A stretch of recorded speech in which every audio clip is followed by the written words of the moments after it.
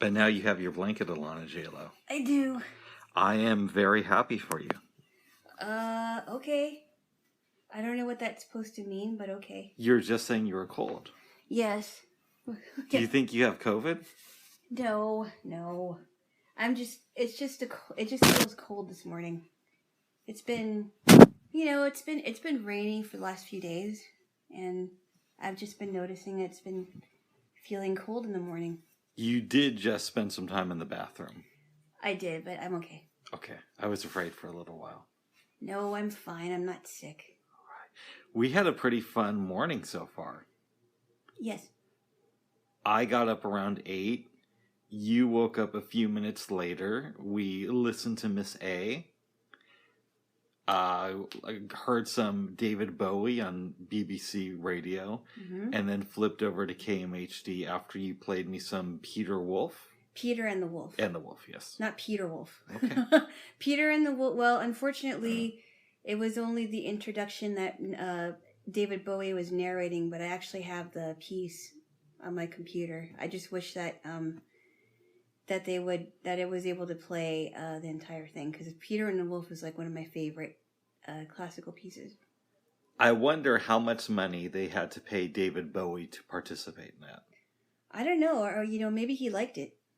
Maybe he liked the piece anyway. It's possible, because you do hear about celebrities appearing on Sesame Street. Right.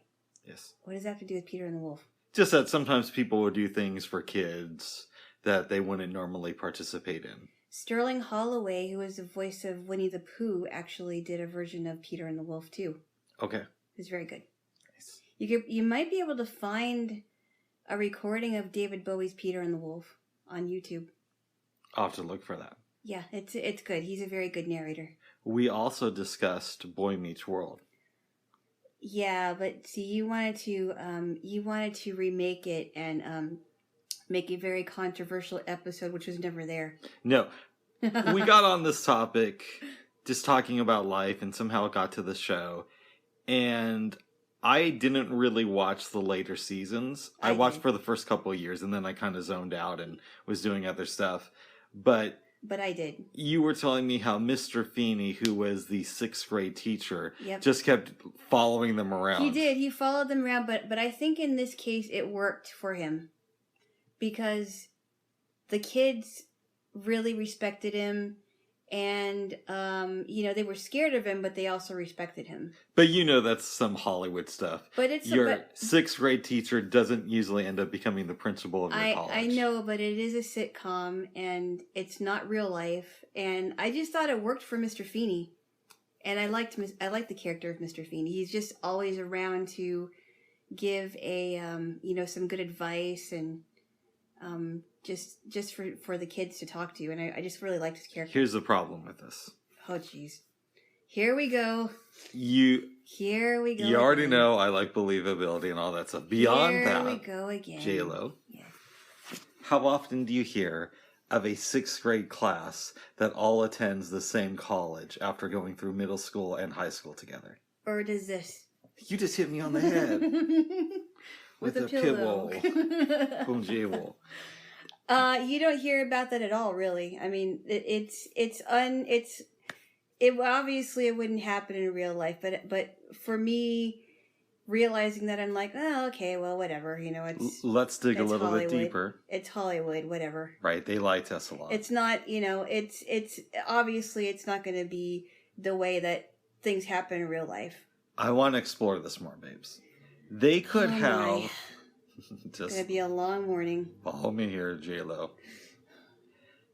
He could have still remained on the show, because the way I understand it is he lived in the same neighborhood as Corey, Sean, Topanga, and the rest of them. Am I correct? He lived in Corey's neighborhood. Right, but Sean and Topanga were over there a lot. They were over there a lot, but he lived next door to the Matthews family. That's what I thought. So yeah, but they weren't in. He doesn't have to remain their teacher to still participate in the series, and it would have made it a little bit more realistic. But Bubs, it's not realistic. It's not going to be realistic because it's just a sitcom. See, this is where we differ. Although there are some things that I have agreed with you on when it came to movies. We're going to get to one of those a little bit later. Yes. I told you about the very special episode of A Boy No, Meets World. he made this up, by the way. There was no very special episode. Could you please not talk about that? Okay. You don't want to, because you said, well, what are you going to get me for my birthday, even though it's like 3 months away? And I told you I found a VHS copy because they only There aired it is once. no copy of any VHS tape of an episode that Rick made up. All right. No, so I'm guessing you do not want me to give the description of what happened. No. Okay. No, because you know it's not true.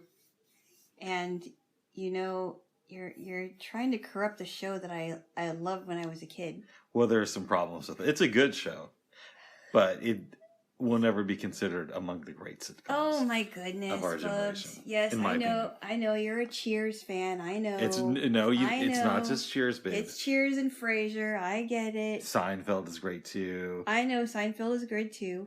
There are other great shows, but this is not one of them. It's good though. It's good. Okay. And we were discussing William Daniels. Oh yeah, he's still around. I thought that he was 98. According to what Miss A told us, he's only 93. Yes. Yeah. Soon, I think he's going to be. He's either going to be he's 93, soon to be 94, I believe. That sounds right. Close to it, yeah. He's really old.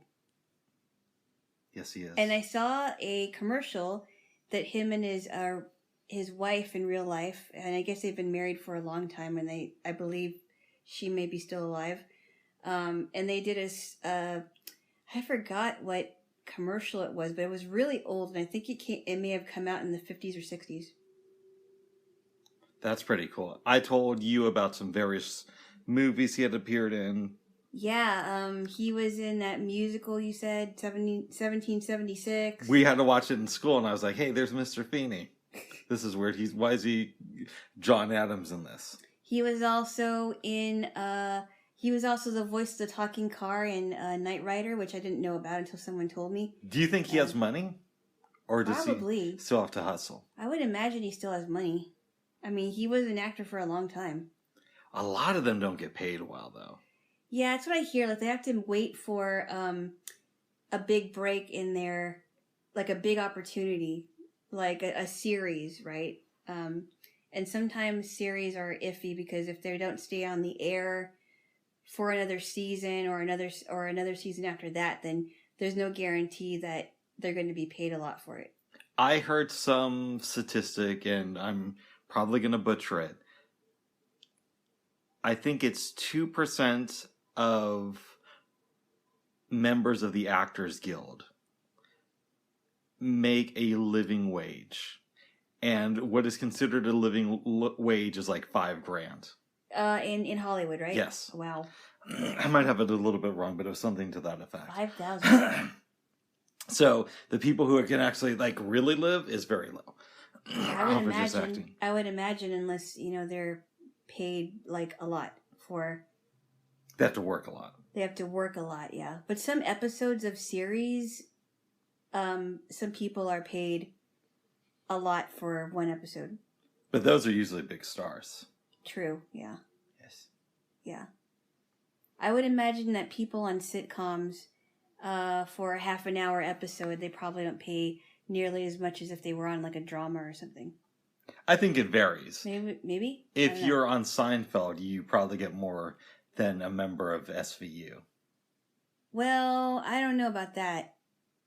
I mean, because a lot of people still watch SVU. And it's not what it used to be, though. See what I have to deal with, you guys? See what I have to deal with? A rational, logical person. Irritating and sometimes very analytical. And I have to deal with a reactionary person who can't take criticism too well. But I still love you there, babes. Well, it depends on how the criticism is come across. Oh. Oh, well, maybe you should give me a kiss, then. No. Oh, wait, babes, give me a kiss. Okay. All right, we okay. All right. I'm not sure why. Because you love me. Of course I do love you. Oh, that's good, babes. Of course I do love you. I got up around 4 this morning and had to eat some carrots. Mm-hmm. Came back to bed, fell asleep. We woke up a little bit after 8, and you said that in the middle of the night I was tapping on your hands and talking to you.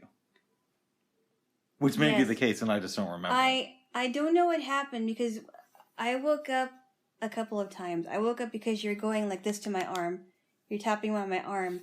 And then I woke up again because I seriously felt like the bed was moving. And it was kind of freaking me out. And I started to move, and then you were going like this. And I forgot what you told me, and I said something like, oh my goodness, or whatever I said. And then I went back to sleep. I can't remember what was said, but you said you didn't remember any of that. No. Yeah. I believe you that it happened. I just don't remember what we talked about. It wasn't even, I think it wasn't even that much. It was just like something you said, and then I said, oh goodness. Oh goodness. Yeah. Alana? Yes. Should we talk a little bit about Deep Space Nine? Yes. We watched 2 episodes yesterday. Yes. The first one is about Ezri Dax. Yes, and her transition to living on Deep Space Nine. Do you want to give a brief overview? I'll try. This was not that long after Ezri was found, and she was found on a shuttlecraft. Is that right? Not exactly right. What happened was they were transmitting the Trill symbiont back to the homeworld, but it was going to die. Since she can carry a Trill. They placed it in her. Yep. And she had all these memories about Jadzia, various other hosts throughout the years. Right. So Ezri tracked down Ben in his father's restaurant. Yep. And that's how she ended up going back to Deep Space Nine with him. That's right. And one of the side effects, is she a Trill? She's a Trill host. She's a Trill host, but she's not a Trill. I think there's a way to distinguish them by race, but I'm not sure of the exact vernacular. Well, one of the side effects, for some reason, like since she's been carrying the Dax symbiont, she's very sensitive to motion, and she feels space sick. I also want to clarify something. Usually, if you're a host, you go through years and years of training before you actually get a symbiont placed. And she did not go through years of training. Correct. They just picked her to be a host for the symbiont. Because it was either that or let the symbiont die. Right. Keep going, Jason. So it would have died with Jadzia.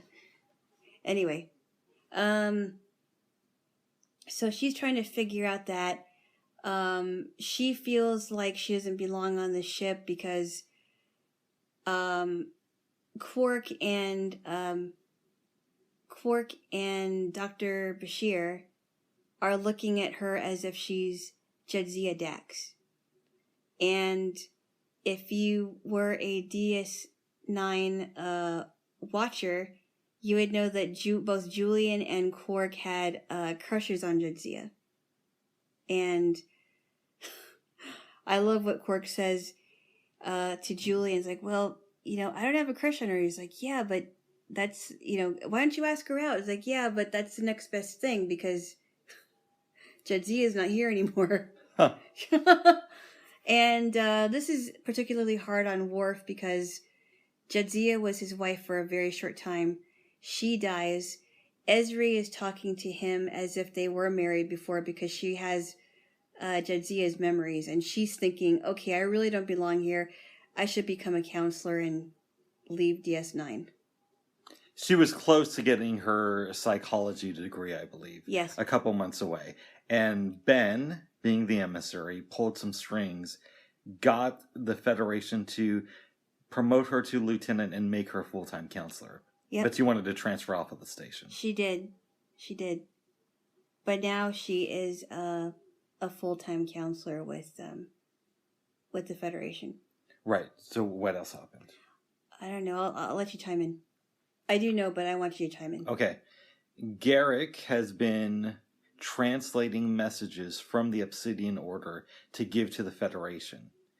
He has been starting to suffer from claustrophobia, and it's getting really, really bad. Really bad, yep.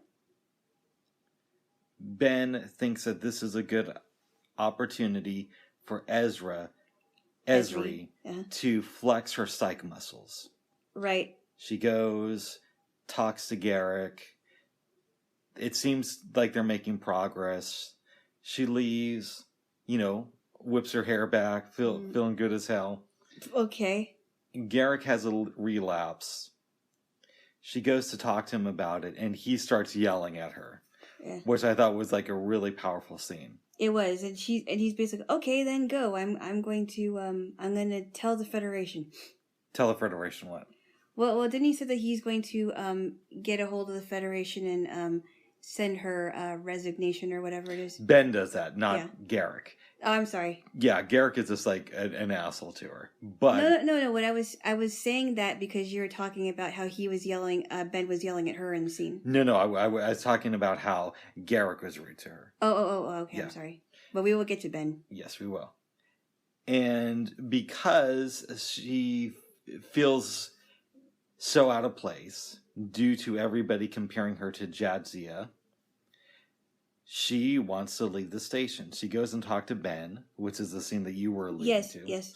He tries to be kind at first, and then he's like, maybe you should leave the Federation. Yeah. And spend 70 or 80 years on the Trill world, underground. Yeah, go back to Trill then. Spend the rest of your life under the surface. The symbiont has already had 7 good lifetimes. It's a shame it won't have an 8th. Right. He just dismisses her. Yeah, and then he's like, you are dismissed. Yes. I can't remember if it's earlier in this episode or right after this, but she runs into Worf in the corridor. And he basically explains that she's just an ensign to him. Yeah, that's right. Yeah, it was in that same episode. No, but I don't remember where in it. Yeah, I forgot either. Yeah. It's somewhere in between. Okay, so Ezri ends up drinking something with Dr. Bashir. Worf gets pissed. It was blood wine, I think. No, it wasn't. Was it? No, it was something else. Oh. I don't remember what it was, babes. And Worf doesn't want to be with Ezri, but he doesn't want her to have any fun either. Yeah. He's pretty upset. Yes. There's some confrontations. Eventually she comes back, helps Garrick, talks with Ben. We find out that first that Garrick's issues have to relate with he feels like he's a traitor to his people because the messages that he's deciphering will be used to kill Cardassians. And he just really breaks down and is really upset about it. Right. Ezri decides to stay. Sisko's cool with that. And her and Worf just agree that they're going to live with it, even though it's going to be weird for a while. Yeah, it's like, why don't we just, basically live with it and see what happens? That's basically the episode. Yeah, it is. I have to say something. Okay. And I'm not sure how you're going to feel about this. Okay. I think it was a little bit lazy to stick with the Dax symbionts after Jadzia died. I think the writers could have done better than that. I think you're right about that, honestly, because Jadzia is... she was so much more different than Ezri, right? Mm-hmm. It seemed like she had a lot more depth. I mean, I know that she may have been annoyingly smart, but she knew how to have fun. She had a lot more depth. She knew about the other hosts. She also knew about Klingon customs and Klingon stuff, which is kind of interesting. I don't know. There was just so much depth to Jadzia that, why should the symbiont go on? I don't know. I felt that there was too much depth to her. And it's lazy to kind of bring this character back. I would have liked, babe, if we're going to be honest, they just have Ezri transferred out to DS9 because she's a counselor and everybody's dealing with the war. They don't have to throw in this all other stuff about she's so connected to Jadzia. Yeah, and then why? I mean, what's the point in keeping her as a Jadzia-like person when she's only going to be there for one more season? Exactly. I would agree with you on that. I don't think they should have gotten Ezri. I don't think they should have put the symbiont in Ezri. I think it should have died with Jadzia. But this is the reality we live in. This is a reality. This is the reality of what happens on DS9. So we have to deal with it. And it is just a show. But We want to believe when we're watching it that we're watching reality. Well, you want to believe when you're watching it, you're watching reality. I personally could. I'm not as. I don't really care as much about that as you do. I know. Although I do agree with you on the symbiont thing. Okay. We have to go with where we are in reality. Yes. What does this episode teach us about dealing with the loss of a loved one? That people go through different stages of grief, and some people handle it better than others, and some people have to really, some people are angrier or sad, and it really depends on the person. It's also a little bit more complicated because she's still kind of there. She's still kind of there, but she's not there. So I'm trying to think of a good analogy, like a real world way to apply this, and it's kind of difficult. Yeah. Let me see if, and this is not going to be at all the best way to do it, but I'm going to try something here. Let's say let's say I die in a year, mm-hmm. and you have all my old recordings. Right. And somebody comes along who knows me and knows all my old recordings. Yeah. How would you feel about dealing with that person? And I know it's not an apples to apples comparison, but this is a kind of a weird one. Oh, you mean like they would talk to me about your old recordings? Yeah, or? so it's hard to do a complete comparison because Jadzia is dead, but she's still kind of there, which makes it kind of weird to deal with. It would be really hard to talk about it with this person, especially if we both knew the person. Mm. Because, especially if they knew you longer than I did, and they were also witness to our relationship, that would be really tough. And I don't think I would be able to talk to that person about you for a long time. Yeah.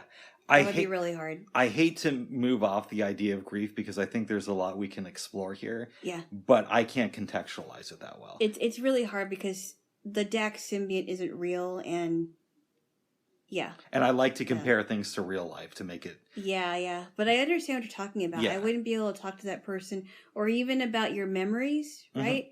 Because it would, if it was so, if it affected me so much emotionally, which it really would, it would be hard to talk about you at all. I dated this girl before Alana. I did have a life. That was a long time ago. It was a long time before ago. I even knew you existed. Yes. And we broke up. For close to a year, I would dream about her, not every night, but a lot. Uh-huh. I'm wondering, if I passed away, but was in your dreams all the time, how would you deal with something like that? It's interesting that you say that because, and I'm comparing this to when I had to deal with my uncle's death. Mm-hmm. Part of how I dealt with it was that I dreamt about it. And there was one dream where this may have brought me to the point of acceptance because I had a dream that we were hugging each other. He had his shirt off. I guess in real life he used to walk around with his shirt off. I don't know, but we were just hugging. We weren't saying anything, and that was one of the dreams that I had, where we were hugging for a long time, and then in the dream I was in my bedroom crying, because maybe that was a symbol that it symbolized that I had to go on without him, and he wasn't going to go with me.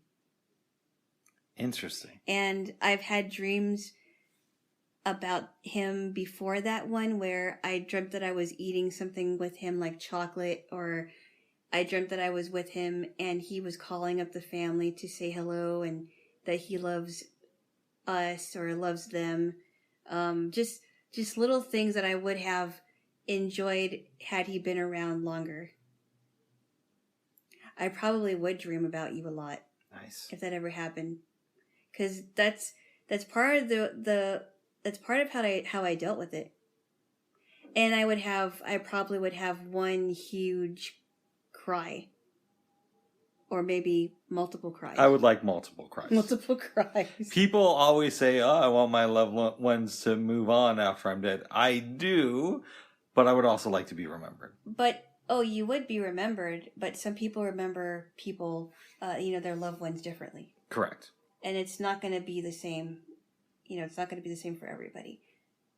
Some people might use humor to help them get through grief. Some people might use sadness or anger or maybe some artistic way to do it. It all depends. But that's part of the way that's part of how I dealt with my uncle's death was through dreams. Nice.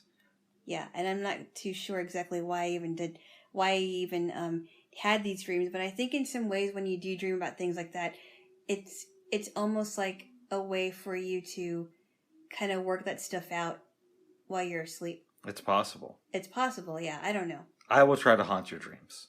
Uh-oh. But well, I'm not dead yet, babes. No, you're not. I think you still have a whole life ahead of you. I hope I do. And I still have a whole life ahead of me, too. Well, a whole life is maybe... I still have my whole life ahead of me.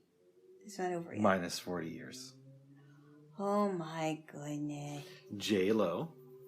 Let's move off of grief. Thank you. Maybe. Thank you. Garrick in this episode feels like he is a traitor to his people. Mm-hmm. What does that teach us? Either about times in our lives where we've screwed somebody over, or about occasions in our past where somebody has done something wrong to us. Well, I was thinking about this because you remember us talking about you still don't know what to think about Garrick, right? Because yeah, and I've seen the series all the way through. Right, okay. Well, I thought it was really interesting because I didn't think that he was going to feel anything about being a Kardashian spy, right? Mm-hmm. But it just came to a head when he's like, I betrayed my own people, and he doesn't know how to deal with it. So he showed true remorse, but I wasn't too sure in the beginning because he's just so charming, Yeah. He just seems so charming that I just didn't know that he even had remorse. Is remorse the right word? Because remorse implies to me that you learn you're doing something wrong and you stop. But if we remember in the context of this episode, he cries, he feels emotion, but then he continues working for the Federation and against his own people. So you think it might be just crocodile tears? I'm not sure. He may have just faked the entire claustrophobia thing so he could come out later and seem like a good person. Yeah, but you would know the answer more than I would. No, but that's the whole thing. I've seen all of Deep Space Nine, and I still don't know what to think about it. Oh, Garrick. I see.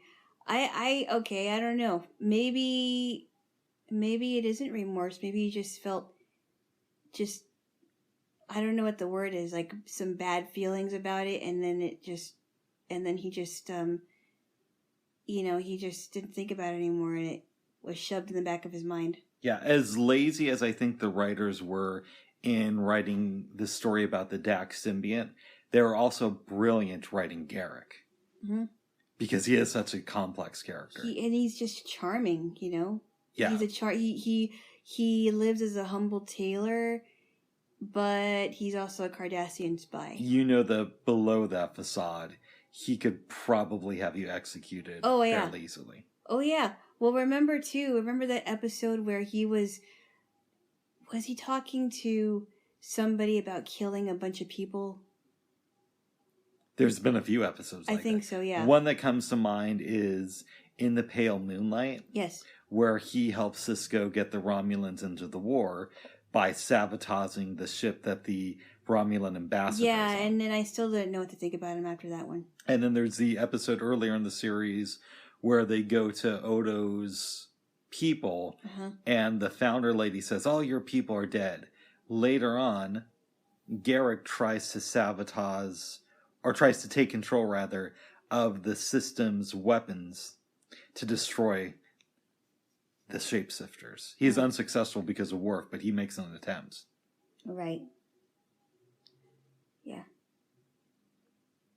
What does this episode teach us about tough love? And I'm specifically, obviously, thinking about Ben Sisko. Well, I think it would motivate. I think it's interesting because the way that he handled it with Esri, very powerful. It probably made her think, and it probably was motivation for her to really make a decision. Does she really want to leave DS9, or does she want to stay on and become a full-time counselor with DS9 with the Federation? What goes on in Sisko's head after he chews Esri out and she leaves the room? Does he go through the rest of his day thinking, maybe I was a little bit too strong in that situation? Oh, no, I don't think so. You don't? Okay. I don't think so. I think he's like, you know what? Maybe that'll light a fire under her backside. That's interesting because in my mind, he goes through the rest of the day and it's always in the back of his mind. I could have toned it down just a notch. No, I really think that when he showed her tough love, I think he really meant it because maybe he was thinking, well, maybe that'll teach her a lesson. Because he just seemed very firm, you know? Yeah. He seemed like he had a firm hand, and because he was the captain of the ship, he could, he could pull some strings here. Yes. But of course, we know what happens. I do think that he was probably thinking, you know what? Maybe that'll teach her a lesson. Oh, good. Yeah. Yes. Maybe that'll get her to think a little bit. Are you sympathetic towards Worf in this episode? Yes. Why? I'm sympathetic to Worf because he just lost his wife not that long ago. And then this woman comes in to his life that has the memories of his wife who died and went to Stovacor. And he's trying to figure out how to deal with this. First my wife dies while she has that ceremony in the temple. She's praying in the temple. And then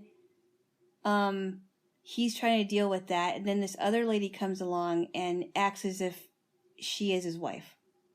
I wouldn't know what to handle. It's almost like if, for example, if you were had a Dax symbiont in your body, right? And you ended up dying, but the Dax symbiont was taken out and put into somebody that maybe we knew or something, right? And then they would come to me and talk as if I was still dating you. But they would talk to me as if they were you. That would be hard to understand. I would not understand that. I would not know how to make sense of it. Let me try to put grief into hopefully more realistic context. Mm-hmm. And full disclosure, there's a good chance I'm going to fail, but I want to give it another attempt. Okay. I don't necessarily believe these stories, and I want to put that out there right now. But occasionally, you'll hear about these little kids in, like, India who say they have memories of some far-off village. The parents will find out where they're talking about, take them there, and the kids will start reciting all these weird facts about the place. Yeah, it's a little bit weird. Right. And oftentimes, writers or reporters will use this as proof of past life and that they're real. Yeah, it's a little too far-fetched for me. Okay. And I've heard stories about that happening in America. Right, but here's where I want to go with this. All right. Let's say I die, mm-hmm. and in 20 years you meet somebody who claims that they used to be me. How do you react to that? I would think that they were crazy. Okay. I would be That's the closest comparison I can. What are you talking about? No, you couldn't be him, and I would have to say, okay, well, when's my birthday? What did you get me for this, our anniversary? And they get them all right. How long have we been together? Let's say they answer all the questions completely correctly. I would still be like, you're crazy. That's my last attempt in trying to figure out this. I would completely say that this person was crazy. Get out of my life. Nice. I don't want to see you again. No, that would freak me out. That really would. That would really freak me out. Before we move on from this episode, okay, I want to get your opinion about what it may teach us about second chances. Specifically, I'm thinking about Julian. He really wanted Dax. Mm-hmm. We find out that he was second in line behind the Klingon. And now he's trying to give it another shot. Well, and he was also behind the Ferengi, too. No. No? No. Quark was behind him. Oh, okay. Never mind. Okay, so he was further in line. Yes. I don't think she would have gone for Quark anyway. No. She also had a crush on Morin. The one that doesn't talk. Morin's like farther in line. Okay, what now? What does this teach us about second chances, if anything? I think that even though Dax is gone, Jadzia Dax is gone, they have, maybe Julian and possibly Quark could have a second chance with Ezri if Worf does not want to remain, quote unquote, Ezri's husband. For all you know, she ends up with Jake. But we're going to see what happens. Yeah, because Jake did say she was cute. Mm-hmm. Mm-hmm. Mm-hmm. Uh-huh. Jaylo. Yes. Moving on from this episode, unless there's anything else you want to say. No, I think we pretty much exhausted every every explanation we could. Thank you. Thank you. Why? For giving me credit for that. Oh, okay. Alana. Yes. If that is your name. I don't know. It is my name. Okay. Some people don't call you that, so. Well, it's been, how long has it been now? 2 years since we met each other almost? No, 3, babes. Oh, you're right. It'll be 3 next month. I'm sorry, 3 next month. Excuse me. Oh, you'll excuse, babes. But 2 years, almost 3 years since we've been together. I think you should know that already. Okay. Well, maybe I should. Yeah, you should. We watched an episode that it's not one of my favorites, even though it has some comedy. I thought it was fun. Sometimes I know you don't really care much for the funny episodes, but I like them because they're not deep and you can just have fun watching them. I think I said, there's one, we're going to skip baseball. it. And you're like, what's that okay? And I told you it was about baseball, and you're like, baseball batters up okay. You didn't quite say it like that, though. No, I didn't. Okay, how did you say it? Batter. Swing, batter. This is a baseball episode. Do you want to talk about it? Give it a little basically, they the folks on DS9 form a baseball team with Ben Sisko as the coach and Miles O'Brien as the assistant coach, and they are playing against the Vulcans. And chaos ensues. Yes. Rom has a really hard time. Was it pitching the ball? Something like that, or catching Yeah, it. he had a hard time, so they had to ask. So Captain Sisko asked him to sit on the bench. Oh, he did more than ask him. He's like, you're off the fired. team. You're off the team. I'm sorry. Yeah, you're off the team. It was, I don't know.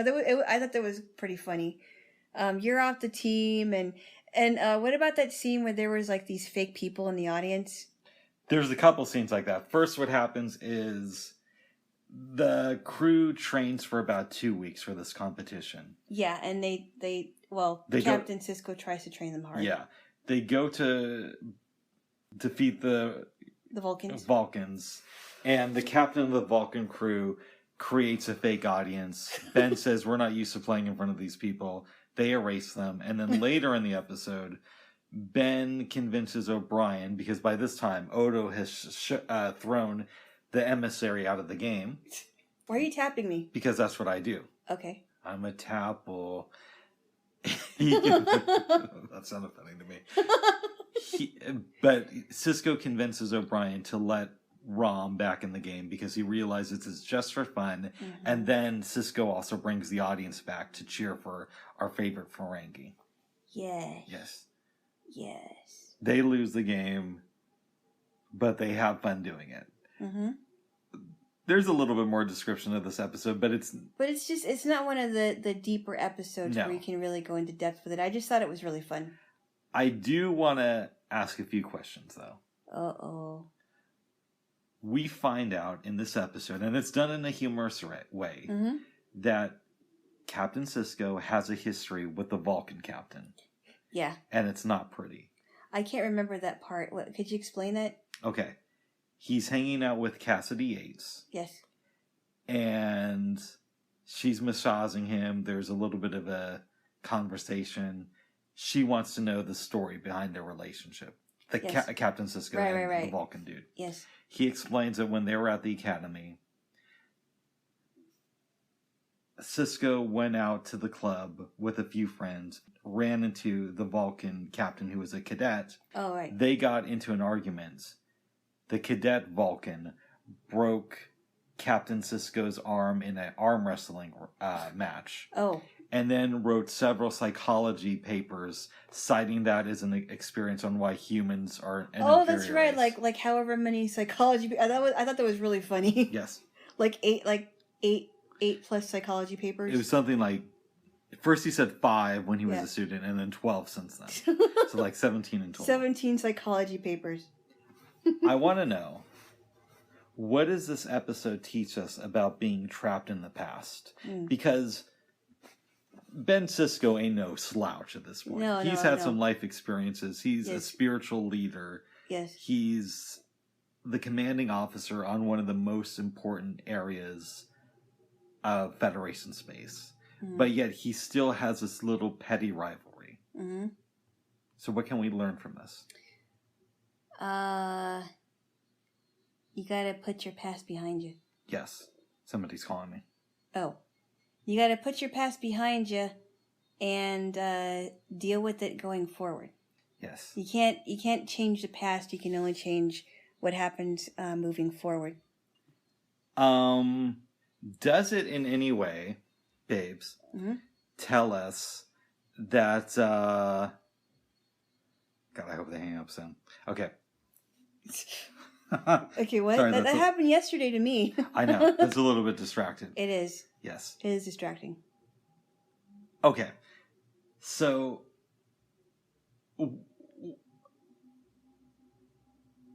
if there's an attack on the station, and we know there's not during this time period, won't the crew be a little bit less able to deal with that because they're spending so much energy on baseball?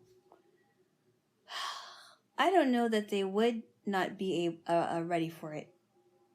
Maybe that's just something that they did because they wanted to get their mind off of the war. That's a good one.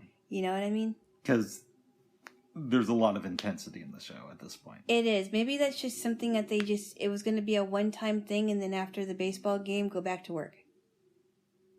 That might make sense. Yeah, because, I mean, you know, sometimes when you've been working on whatever it was, you just want to take a break and do something else.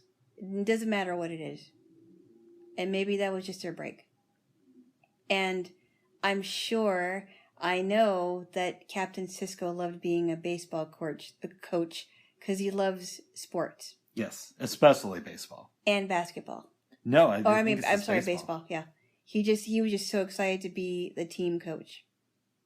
Yeah. What does Rom teach us about accepting others despite their abilities? Oh my. Oh, you mean like since he was off the team?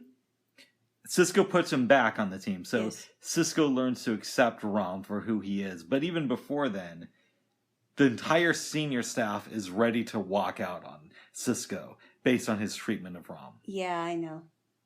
I think he realizes, well, you know, Rom may be different, but he still has a lot to offer the team. But I guess he did. It's hard to tell, but... He put him back on. He did, but he didn't really win I guess he did, because they're cheering at I don't know the rules of baseball. Okay. They are holding him up, so I guess he did something, even though the team lost at the end. Right, they lost, but they were happy losers. Yes. They were not sore losers. They were very happy, because at least they were able to play. Even though it's comical, yeah. There's 3 scenes that I really like in this episode. Okay. There's the opening sequence where we meet the Vulcan captain and we see that there's some tense stuff between him and Sisko. Mm-hmm. There's the scene where Cassidy Yates is talking with Ben and he's explaining the history of the rivalry. Yes. And then there's the very end of the episode where they're in Quarks celebrating their loss. Yes. And kind of getting under the skin of the Vulcan captain. Yes. That's great. Do you think if they made this episode today, they would have to make it more dramatic? Because there were terms used like inferior. Right. Because the Vulcan thinks of humans as an inferior species. Right, exactly. And they feel like they're more superior. Yes. Maybe it would. I don't think it would be a full-on serious episode. No, I think there has to be some funny things in it, but I think it would be more dramatic. Yes. I think you're right about that. Thank you, babes. Right. Yes. Is there anything else you want to say about this one? It was a fun episode, and I think it was a nice break from all the intense stuff that's going on with the war and the aftermath. Or, no, they're still in the war, right? Yes, they are. Okay, so they're still in the war, and I just liked seeing something different besides really serious episodes. Nice. Yeah. Jaylo. Yes. We watched a couple movies last night. Oh, yes, we did. Oh, yeah, we did. And they were good. Little Nettie Goes to War was one. No. Three Amigos. That's not Little Nettie Goes to War. That's the name of the movie, I think. So basically, let me tell you the premise of Three Amigos. Tell me. Three Amigos was about these three Hollywood actors. Lucky Day, played by Steve Martin. Ned Needleman, played by Martin Short. And Dusty Bottoms, the dumbest one of the crew, played by Chevy Chase. And there are three actors that fight. They basically are in like these Hollywood westerns, I'm guessing, and they call themselves the Three Amigos. And these people are watching in the village of Santa Poco, which I guess is supposed to be a Mexican village, and they think that the Three Amigos, who are really actors, can defeat the villain of their village named the enemy of their village named El Guapo, which is funny because that means handsome in Spanish. I did not know that. I did tell you that before. Right, but I mean, before last night, I was Guapo unaware. is handsome in Spanish. And I'm with El Jaylo. Oh, jeez. Keep going, babes. No, I think you should chime in now. I like calling you El Jaylo. No, stop it. Don't call me that, please. Okay. What else? I don't like it. You're so my El Guafuendo. Stop. Okay, all right. They come to the village, and they think that they're just, like, acting in a movie. Yeah, they're just right? they think it's gonna be a big show. There's an encounter where they just kind of dance around and drive the enemies off. Mm-hmm. They call in the big dogs. El Guapo comes there. Yep. And I think I was kind of falling in and out of consciousness during this movie. Yeah, you were. But I believe Steve Martin is shot and realizes, oh, this might be real. Yeah, it's like he got, because he said, wait a minute, let me see that thing. And he got the gun from El Guapo, I think it was. Yes. And he's like, wait a minute, these are real bullets. And he goes, you guys, this is real. This is the real thing. They pillage the city, take this one lady, and then the Three Amigos are about to leave and go back to Hollywood, but they realize that they could be a help to these people. Yes, they could. Jaylo.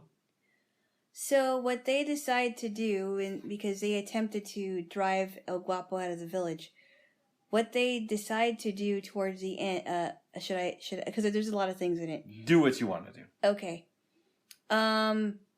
What they decide to do towards the end of the movie is, one of them says, we have to defeat El Guapo on our own. So what is something that this town does very well? And they said, oh, we can sew. Okay. Then go ahead and sew. And what they did was they sewed clothes that were just like the Three Amigos. And they decide to fight off El Guapo, leaving Steve Martin with a bullet in his foot. Yes. There were some scenes that I really thought were funny. Like when they were singing outside before they went to sleep. I really like the scene where... Well, I wasn't finished. Okay, go ahead. Well, remember when they were about ready to go to sleep and they're like, "Good night, Lucky. Good night, Dusty. Good night, Ned." And the turtle says, "Good night, Ned." I don't know. It was really funny. What did you think about this? Okay, now tell me about the other scene you liked. Okay. I enjoyed the scene where Martin Short is trying to fly the plane and it keeps taking off and kind of like landing and going all over the place. He thinks he could fly because a stunt double of his was a pilot in the movie Little Nettie Goes to War. Yes. I also like the scene where Lucky, Steve Martin's character, gets thrown into this, was it like a dungeon or Oh, that was great. Yeah, it was a dungeon, and he was chained to the wall, and he was trying to break free of the train. So he's like, ugh, ugh. And he's like trying to, and it's just so funny how he did it because Steve Martin is just hilarious. He finally breaks through. That was one of the funnier scenes that I liked. Another one. That's the ones that I could really think of. What about the one where the lady was talking to Carmen about how Carmen was supposed to be? Oh yeah, that was good. And she's like to Carmen, "Do you know about foreplay?" Carmen responds with no, and she says, "Neither does El Guapo." Yeah, so Carmen is this lady that is attracted to one of the three amigos who is kidnapped. Yep. Yes. And El Guapo was supposed to take her as his lover that night. Mm-hmm. She's not welcome to the idea. The woman says to Carmen, I don't know what her name is, I will teach you about making love to El Guapo. She's like, do you know anything about foreplay? She's like, no. Because you get the sense that she's pretty innocent. Like, no. And the lady says, well, neither does El Guapo. Which implies that maybe the lady knows something about El Guapo. Well, they definitely they probably did something, yeah. Yes. It's really funny. Alana. Yes. What does this film teach us about the mask of confidence? What do you mean by that? I'm thinking of... Are you talking about bravado? Well, let me finish, babes. Near the end, they decide to dress up as the three amigos. Yes. And they're able to defeat El Guapo. Yes.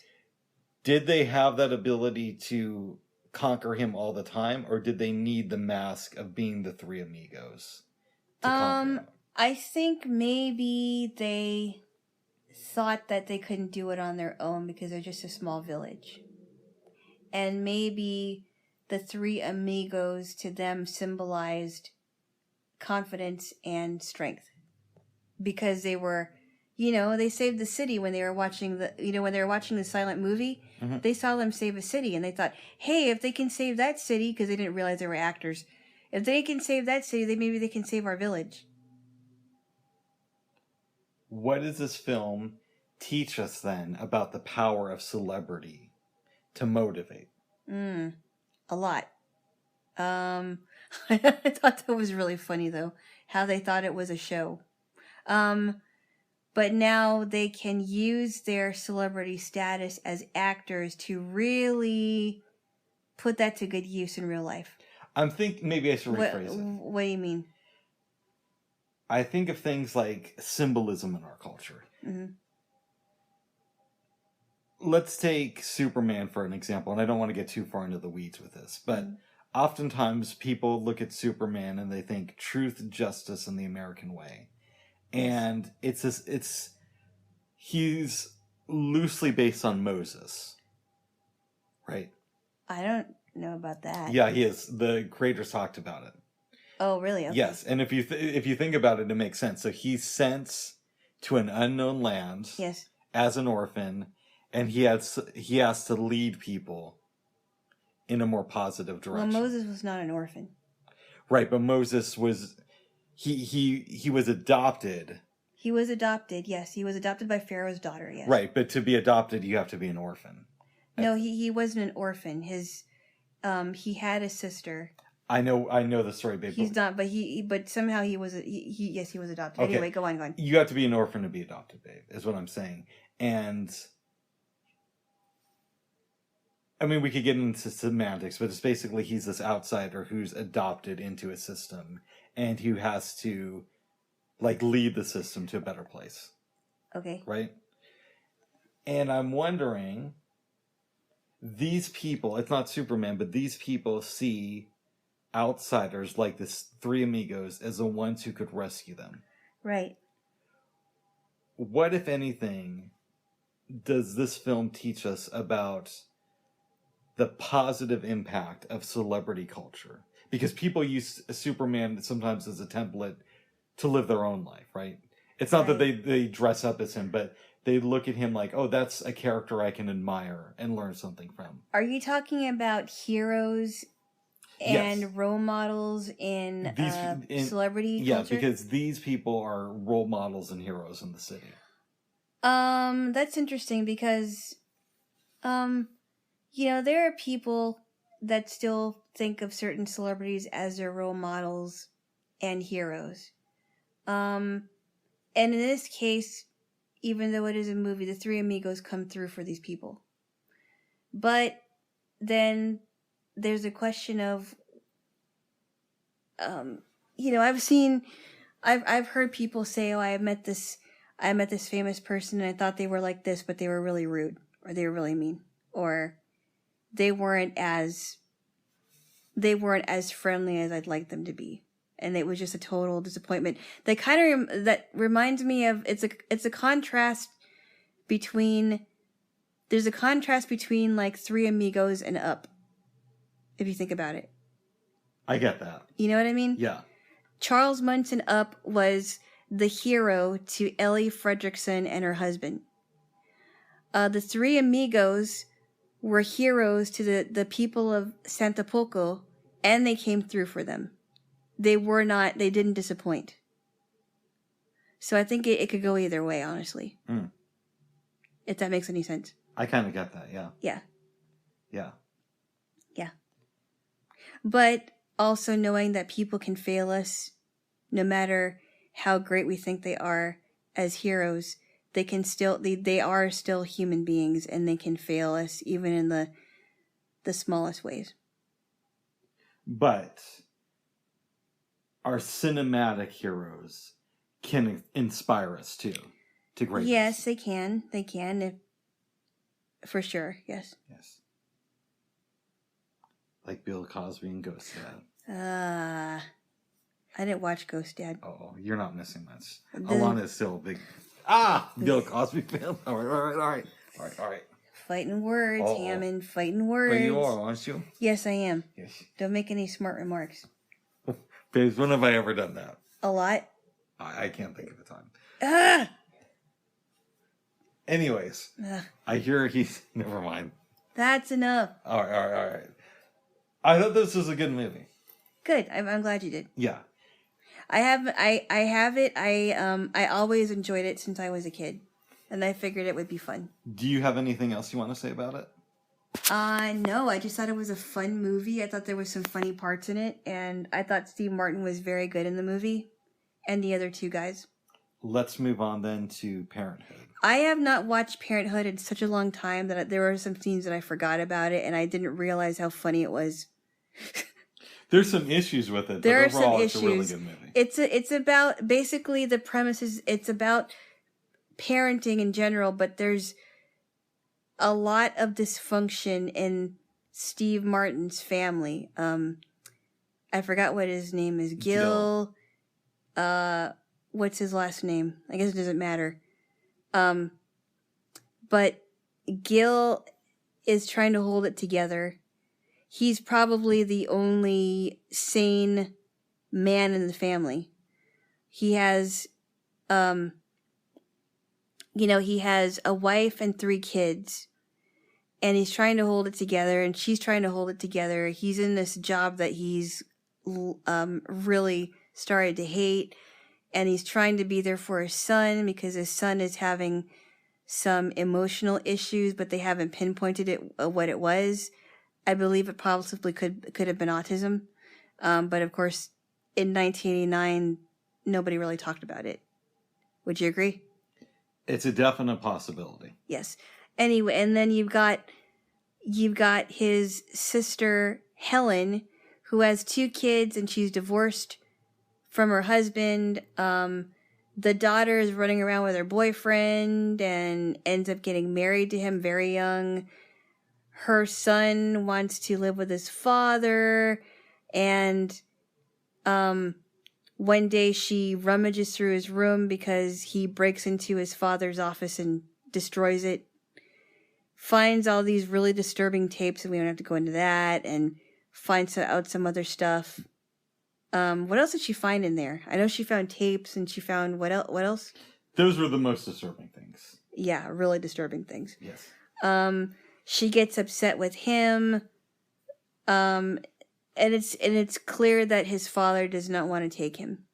And she basically tells the kids, just never mind your father. He's not gonna be in your life, so just forget about him.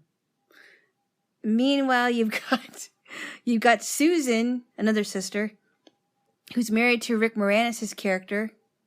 I forgot what his name was.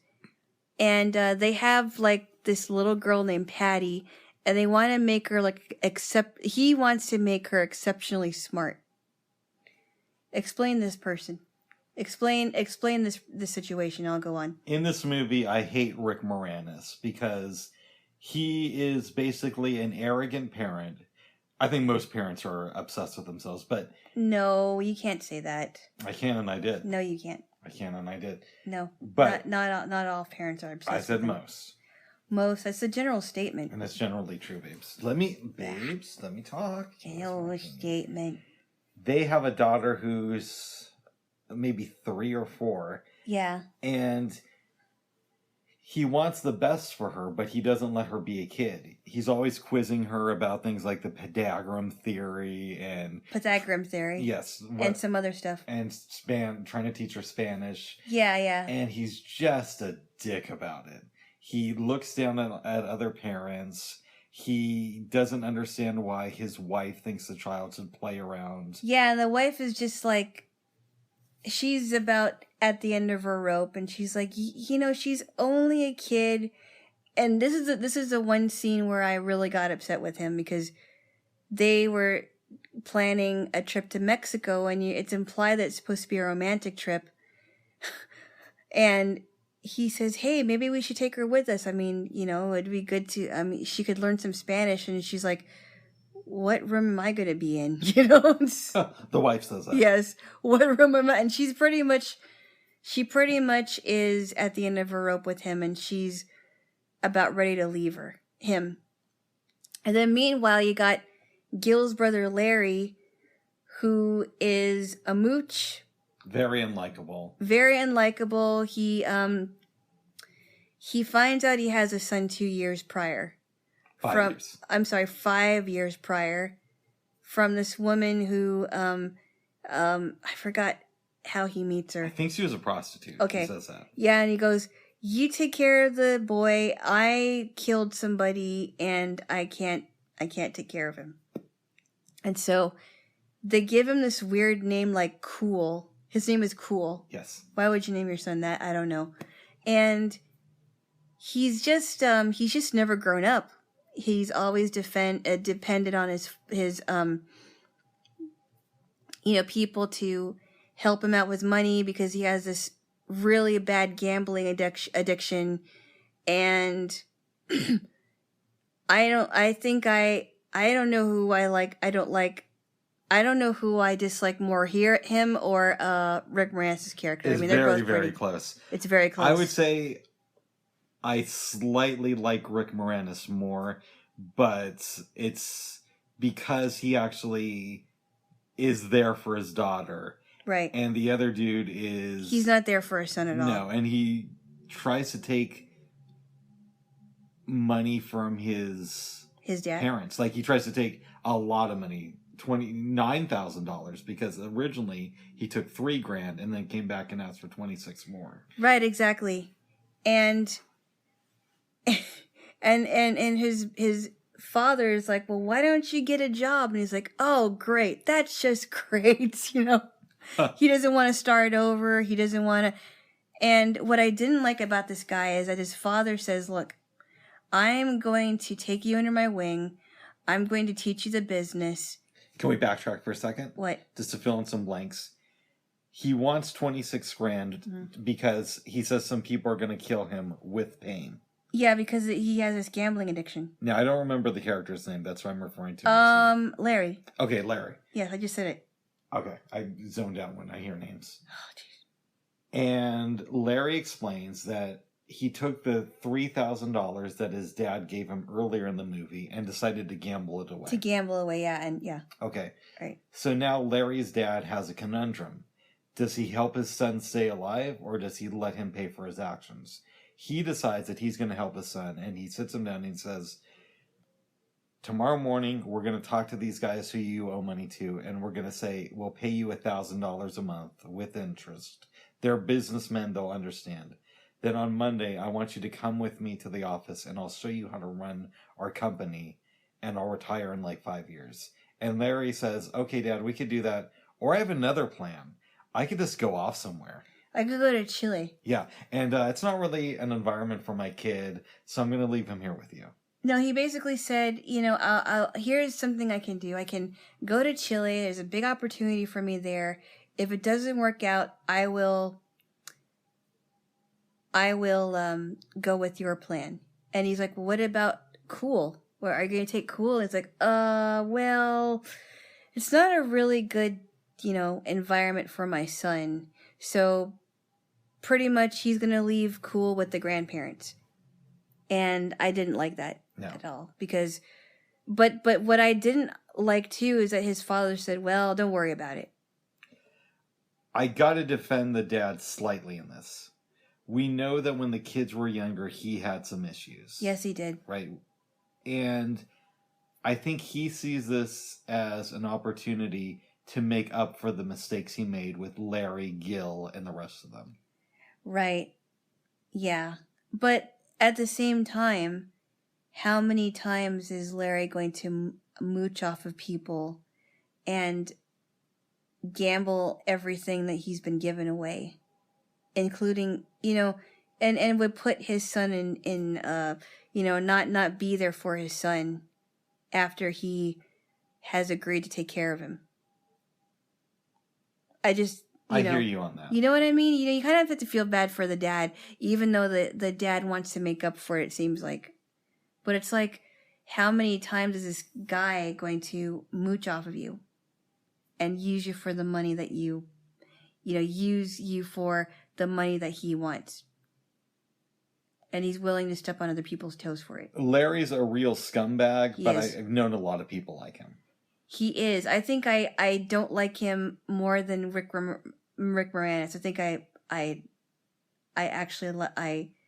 don't like him more than, because Rick Moranis tries to make up for it at the end.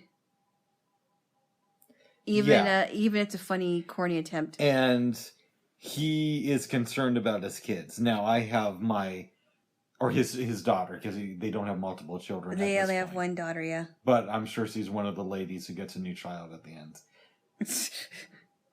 Well, it's not said. Having said that, he is concerned about the one child they have, and Larry just sees Cool as this like accessory. He's just there. Mm-hmm. He's just, this is the kid that I've got. Yeah. Just plop him in front of the TV. He likes that. Poor kid. Yeah. Meanwhile, Jaylo. Yes. Back in the Gill household. Yes. He finds out that Mary Steenburgen is pregnant with her fourth kid. Yeah, and then he quits his job. No, he quit his job before. He quit his job before he found out that Mary Steenburgen's character is pregnant. Yes. And she's like, well, how do you really feel about this? Tell me what to do. What do you want me to do? And she's like, you should have, I didn't want to tell you until I was really sure that I was pregnant. And she basically said, it's probably not the right time to quit your job, but he really hated it. And, yeah, I thought it was kind of interesting. I think that Steve Martin, Yeah. he's not a perfect father, but he generally tries to be there for his kids. He actually cares about. He's making the effort. You know, he's definitely making the effort, especially for his son Kevin. Yes. Yeah. One thing that stands out to me. Well, so we talk about the ending. Yes, which we both don't understand. I feel that many filmmakers, and I'm not saying Ron Howard intentionally did this. I'm assuming it was a studio note, and they probably forced him into this ending. But from that era of the 80s and 90s, try to hit you over the head with either a message or a theme. And that is made very clear at the ending of this movie, where we get like 4 new babies. One baby. No. They show, in the montage, they show a lot of people handling different babies. Why didn't you say that? Because you already knew it was overkill. Okay, so... I thought it was only one lady that had a baby. It was one lady that had a baby, but then they show other people with little kids. Oh. So you only see like one birth. Oh. Okay. What's the one who has the 2 kids at the beginning of the movie? That's Helen. Helen. Okay. Helen is the one that started dating Mr. Bowman towards the... And we see her go home with Mr. Bowman, and the family's falling apart. We find out that Helen's daughter is pregnant. With her husband's baby, yes. Yes, Keanu Reeves' baby. Yeah. Okay. Helen is not pregnant throughout this movie. We never even hear about her being pregnant at all. Right. One of the last scenes in this movie is Steve Martin knows his wife is pregnant. They're watching this play, and Steve Martin fills his wife's belly. Yep. That, to me, is where the movie should have ended. After that scene, we go to the hospital, and somebody's giving birth. Mm-hmm. We know that Helen's daughter is also pregnant. Somebody walks out of the operating room. It's Mr. Bowman saying that Helen just gave birth. Okay, so Helen just gave birth. She was not pregnant throughout the movie. Mary Steenburgen was pregnant. Helen's daughter was pregnant.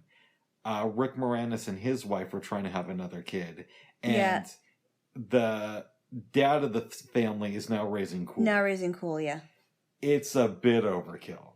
Yeah,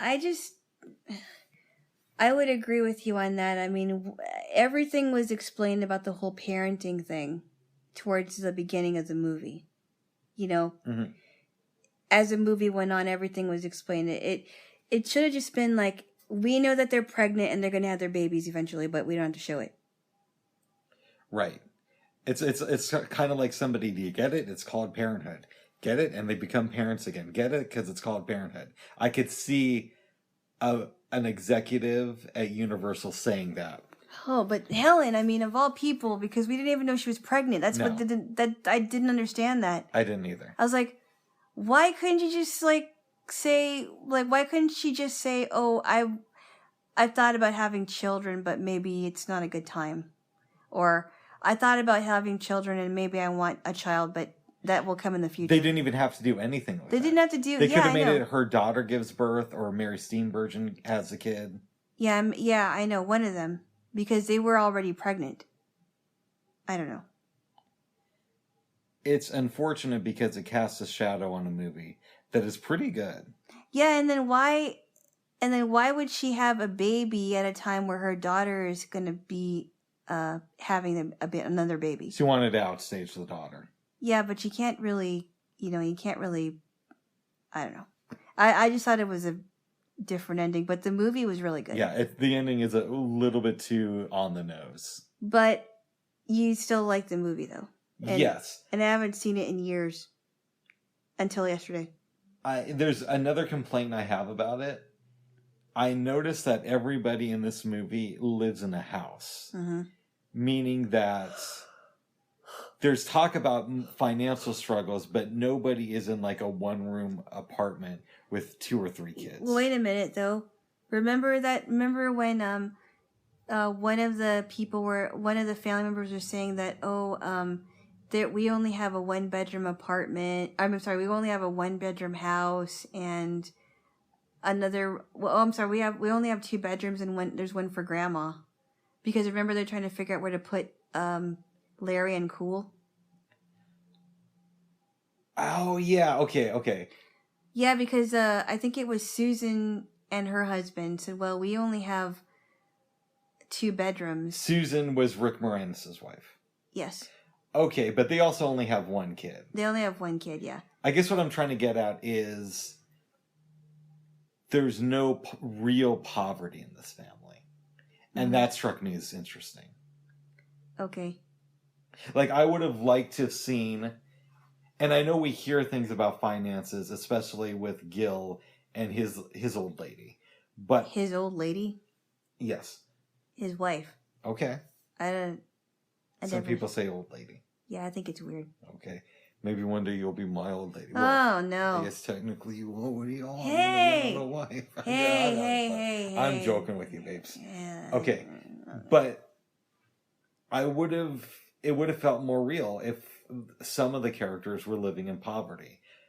I think that if Helen and her kids were in a 1-bedroom apartment and the kids had to sleep out in the living room or something. Oh, wow. That to me would have been more realistic. Because like to make it so that the husband left them with nothing. Yes. And they have to struggle. Pick up all the pieces, yeah. Exactly. How do you feel about this? I just don't really think about it, although it would be interesting if they did have it like that. You know? And then she has to figure out how to raise these kids on her own, and she realizes, you know what, I can do this with or without him. And I'll find somebody else.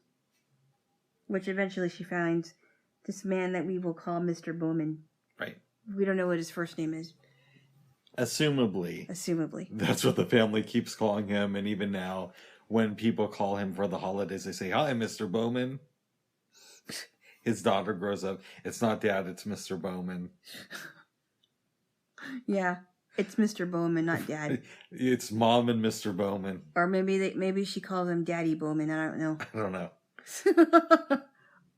I did like this movie, despite those 2 complaints. Yeah. I want to know from you, what does this film teach us about what the American dream really is? You mean like about raising a family there? You know, like raising good kids? Yeah, so let's take Gil, for example. Yes. He has a job that pays him well. We know that because they have a house and 3 kids. But it also takes him away from the family, too. Even more beyond that, let's take him as a whole. Everybody else in the family, with maybe the exception of Rick Moranis, thinks that he's a really good dad. Yes. But we find out near the end of the movie at the baseball game that Gil's father comes to ask him for advice, that he struggles. Him and his wife are always arguing. They don't just have issues with their oldest boy, but the youngest ones have problems too. Yeah. He's barely making it work. Yeah. But yet, from the outside, he's living the American dream. Yeah, but then everybody in his family around him are falling apart even more than he thinks he's falling apart. So what does Gil teach us about the reality of the American dream? You can look like you have it all together on the outside, but no one knows what's going on behind closed doors, and that's more real to me, I think. It's more realistic to think that, you know, people can look like they've got it all, but they really, you know, because you hear stories about families that are super rich, you know, for example, right? Couple is like a power couple. They're known throughout the community, but behind closed doors is falling apart. And it could be put together with a lot of work, but right now it's falling apart. And I think he's struggling. Gil sees himself as a failure. Yes, because he doesn't like the job that that keeps the family, but puts food on the table for his family. Does Gil tell us that the American dream is not something we need? Not necessarily. It depends on what the American dream is for them. But I think the overall, the acceptance view is good family, nice roof over your head, and you could save a little bit of money and have a nice job. Gil from the outside has the American dream. But it's like that old George Carlin thing where he says the reason they call it the American dream is because you have to be asleep to believe it. Oh.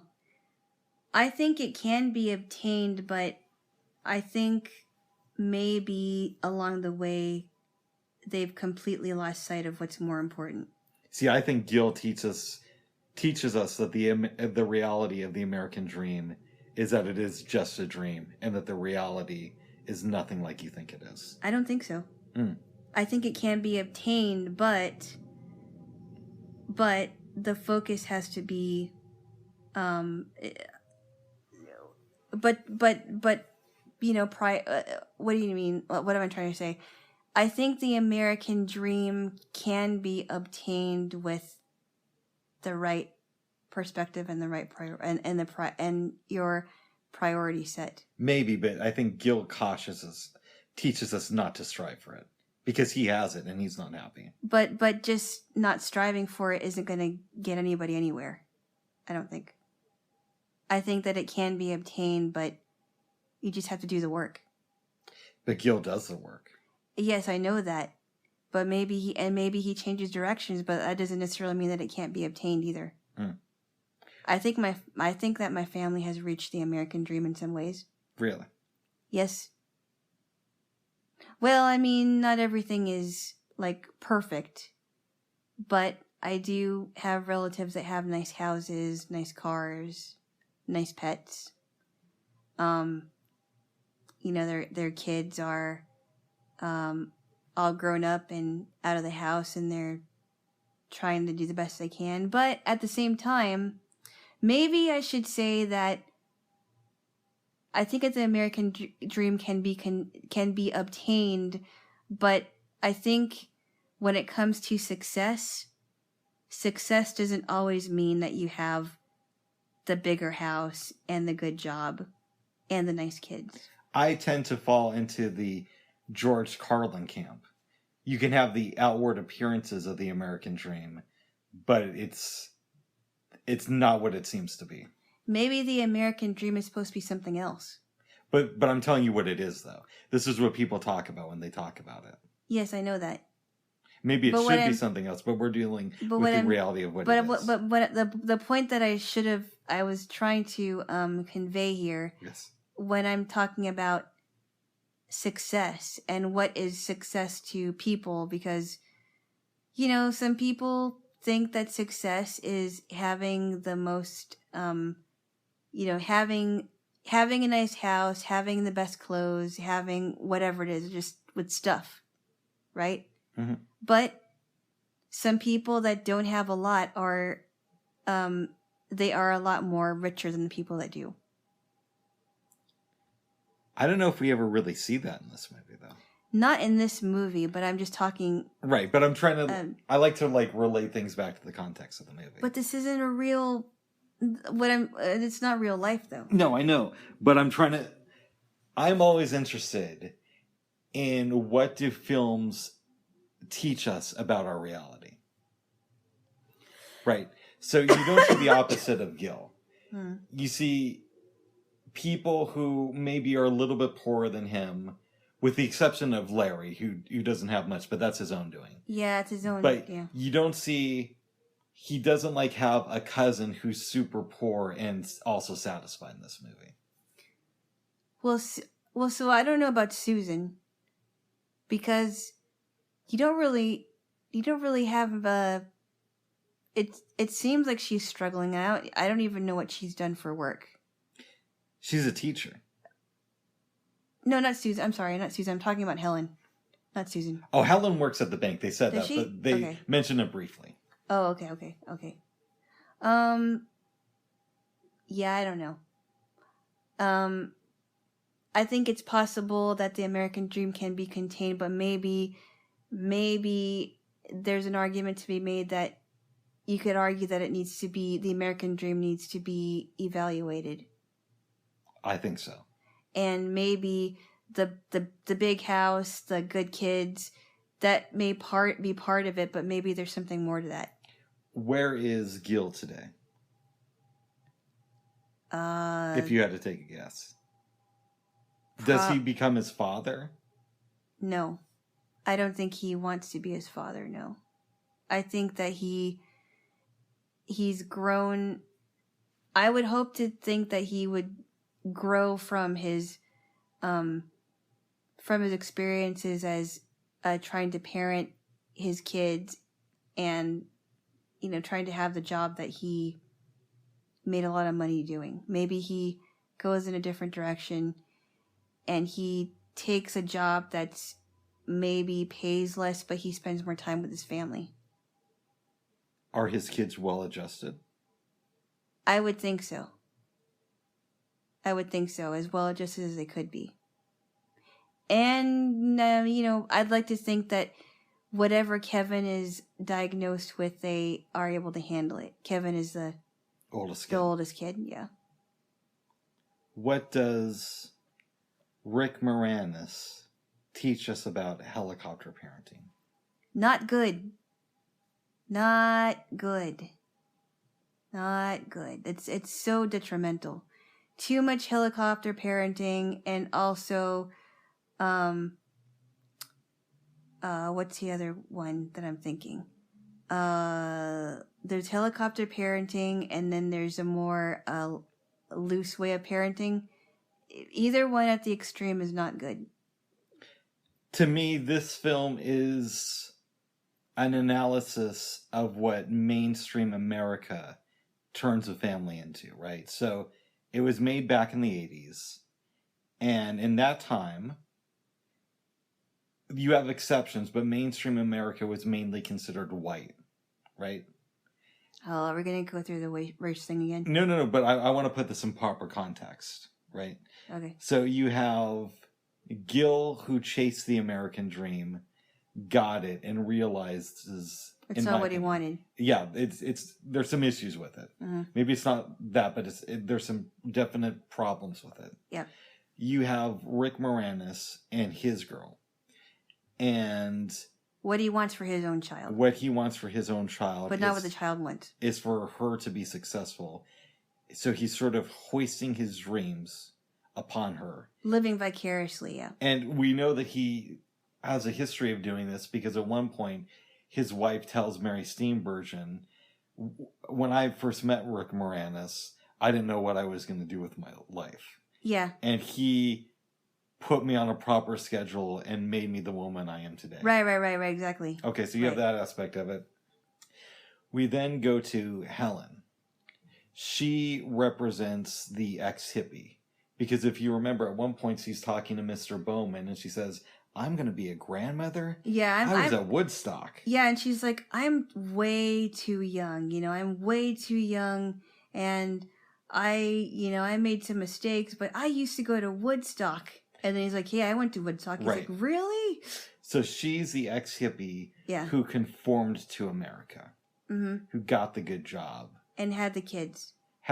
Broke up with the husband, but tried to be a good parent. Right, as best as she could. Larry represents the dropout, right? He may have gone to Woodstock, but he didn't clean up his act afterwards. He's completely checked out. From reality and how reality really is. And their dad represents old America. Distance. Maybe drank too much. Mm-hmm. But is now trying to reform in his final years. And is trying to make up for it by raising his grandson. So what do you think this film says about America what it does to people? I think that there is a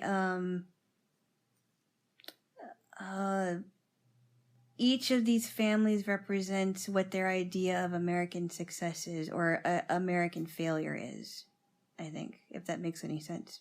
So we disagree slightly, but not completely. Okay. Like their ideas of success, how Rick Moranis wanted his daughter to be cultured and to learn Spanish at a really young age, but she can't be a child, right? Mm-hmm. That's his idea of success, and it may not be her idea of success as she gets older. And it's definitely not his wife's idea of success, and it almost ruined their marriage. That's one example. You got Larry, who's a mooch. He's a dropout, completely checked out of being a parent and taking responsibility, and is living off of his father and other people.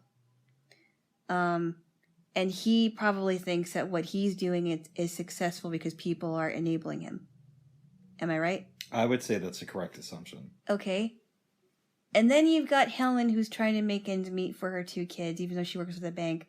And wants another one, apparently. And her idea of success is living without her husband and eventually finding another guy and taking care, being a grandma the best way she could because her daughter's pregnant too.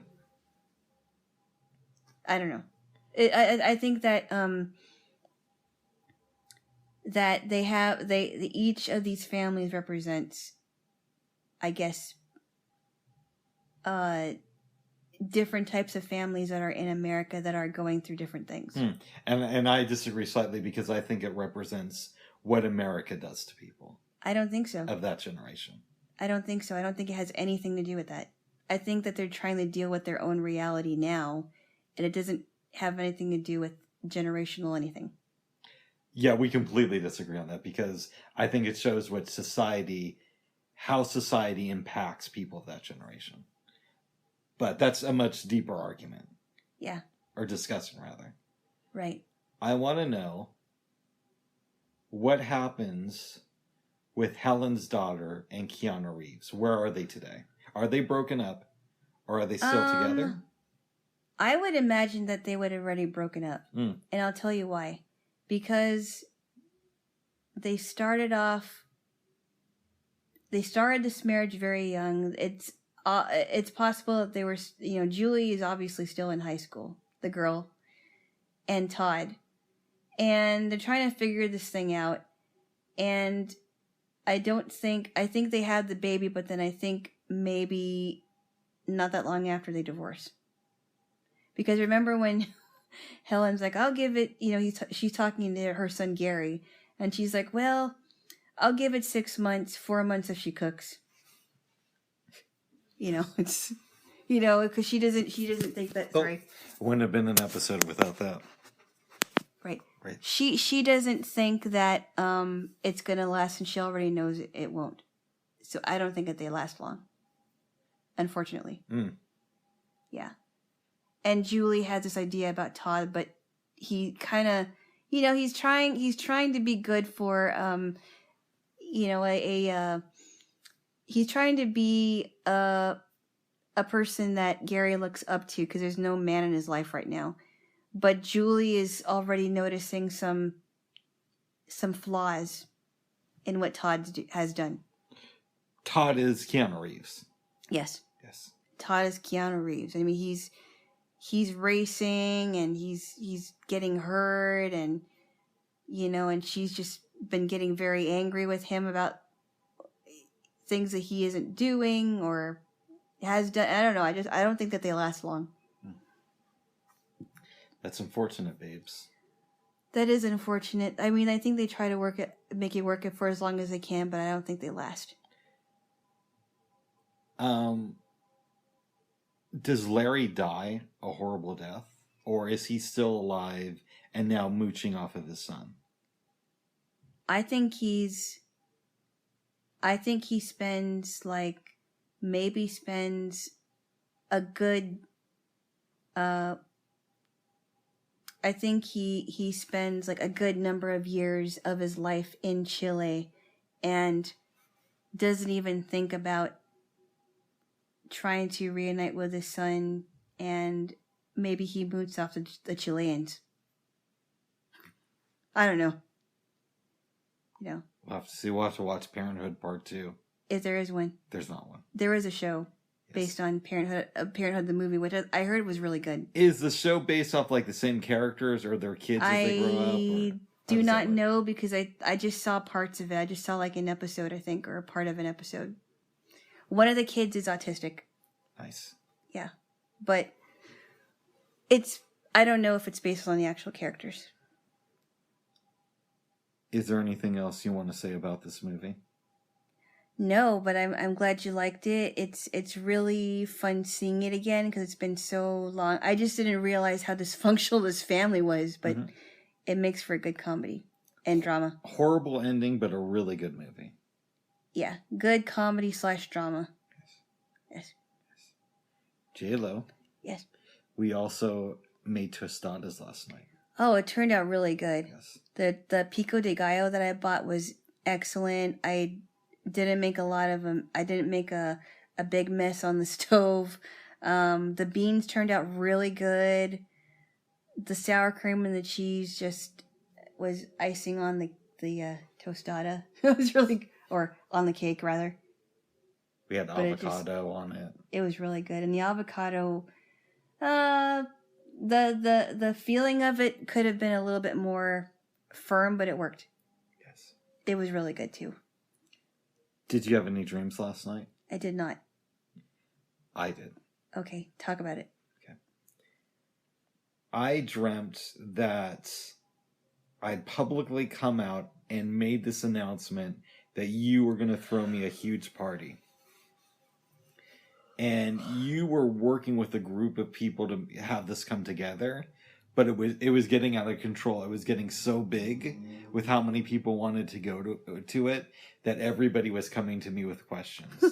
And I was beginning to regret telling the world about this party. Then I woke up. Now, how did you tell the world? Did you go on social media and do it? I think I did, and through podcasts and whatnot. And then everybody wanted to attend this event. It was a very bizarre dream. Yeah, yes. For sure. Yes. Yes. Is there anything else you wanted to say, babes? No, I think that you should all see these movies. Steve Martin is really good in both of them. See, I don't think I've ever seen him give a bad performance. No, he was excellent. Didn't you say he was nominated for an Oscar in this movie? For Parenthood, yep. Wow. Like, he's always Steve Martin, but he knows what movies to be Steve Martin in, if that makes any sense. Yeah. You know what I mean? Like, you never forget that you're watching Steve Martin, but it somehow always works. He's just so talented. Yeah. He really is. Yeah, he is. You should really check out Born Standing Up, his book. Oh, really? Yes. So, was there any part of it that you liked about it? There is, but I'd like to talk to you about it if you start to read it, once you're done with 1984. Yeah, I don't know if I'm going to read that afterwards. I do want to get it. I do want to find flute technique books. Nice. Because I think I may have mentioned it. You did. But, well, maybe not in this capacity. I've been thinking about reading some technique books because I haven't.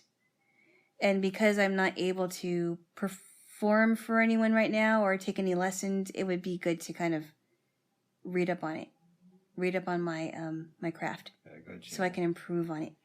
I am excited to show you 2 Steve Martin films that I think are very underrated. The Lonely Guy and House Sitter. When did The Lonely Guy come out? 1984. And what about House Sitter? House Sitter? I want to say the summer of 92. Wow. I went online and did some research. Apparently, House Sitter is not directed by Ron Howard, like I told you last night. Okay. I got that wrong. Do you want to know who made it? Who? Miss Piggy himself, Frank Oz. Miss Piggy's a girl, and Frank Oz did do the voice of her. Yeah, so that's why I said Miss Piggy himself, Frank Why Oz. couldn't you say Grover or Bert? They're not as famous. Yes, they are. They're on Sesame Street. Yeah, but babes, come on. Bubs, come on. I watched Sesame Street, like, as a kid. I'm sure you did, but let's be honest, babes. Okay, let me ask you this. Let me ask you this, What about babes. Yoda or Grover? I don't watch Star Wars. But let me ask you this, babes. Yes. If I told you we're going to meet somebody from DS9, who would you rather meet? Would you rather meet Ben Sisko or Rom? I'd like to meet both of them, but I think I'd like to meet Ben Sisko more. Exactly. That's why I lead with the beggar name. No, but Bubs, Sesame Street is also big too because that was a production of Jim Henson. Yeah, but come on. People know Sesame Street, but people really know the Kermit the Frog. No, come on. They're just equally famous. And I've watched both of them as a kid. When I was a kid. I watched both parts of the Jim Henson stuff. Okay, let me ask you this. Yes. Did Frank Oz do Big Bird or Oscar the Grouch? Not Big Bird or Oscar the Grouch. That was Carol Spinney. Okay, that's my point. But they both knew Jim Henson. I know they did. But my point is, babe. You're not making a very good point. Because you're not letting me speak. Because you're not making a good point. No, you're not. No, you're not going to. No, because you're not going to make a good point. No, you're not going to. No, you're not going to make a good point. Yes, I am. Let me say. No. Hush, Jaylo, hush. My point is, my fair Jaylo. What? My fair Jaylo. Okay. Is that Big Bird and the Cookie Monster are the two most well-known personalities out of Sesame Street. And Elmo. Elmo's just a notch lower, along with Oscar the Grouch. Oh, come on. We're going to rate cartoon characters now? They're not cartoons. I mean, we're going to rate Muppets now? The reason monsters? I said Miss Piggy is because she's more recognizable as a cultural figure. And that's why I said Miss Piggy himself directed House Sitter. Oh, goodness gracious. I'm correct. I don't know. No, you're not. I don't think you can rate Muppets and monsters in the same category. Oh, what else? Give me a kiss. You can't rate them, love. What else? But I'm excited to show you these films tonight, babes. Oh, good. Yes. Yes. Yeah, he's been Frank Oz has been known to make really good movies. This will be like the third film we've watched of his. Yeah. What about Bob? What was the other one? Dirty Rotten Scoundrels. Dirty Rotten. Really? He directed that one too. Yep. Cool. Yep. That was a fun film. That was. Jaylo. Yes. Do you have anything else you want to say? Do I? I don't think so. Oh. Well, babes. Yes. I love you. I love you too. It was fun doing this with you today. Yes, it was. Yes. And we watched some good movies. I think, because the ones tonight are both Rick picks, that tomorrow you were going to say that we also watched some interesting films. You're gonna do a Rick pick segment? Not today, but soon. Okay, I think that would be a great segment. How would we do it? Would I just say go and watch this movie and then give some background behind it? Well, just pick. Maybe you could pick like a random movie that maybe wouldn't be as well known, because I know you like independent stuff. Mm-hmm. Or you could pick a movie that you feel was overrated or even underrated that was well known. I don't know. Well, it could go either way, actually. Let's do a test one right now. A movie that just came to my mind is Smoke Signals from 1998, about a Native American teenager and him coming to terms with his relationship with his dad. Very good movie. We should watch it sometimes, babe. Okay. I don't know if that would count as a Rick pick, though. You don't think so? I don't know. We're going to have to work on this. Okay. But check out Smoke Signals. It's really good. Okay. Yes. All right, babes. Anything else? No. All right. We're going to go and make out, okay? Or other stuff. We don't know, or watch movies. Ooh. Well, not that. Okay. Basically, we don't know what we're going to do yet. Your mom, in case she's listening, we are both virgins, and we read the Bible every morning. Oh, okay. Now you're just mocking. Okay. And for that... Okay, babes. Okay. All right. All right. Bye-bye for now. Bye-bye. Bye-bye for now. Impeach the president.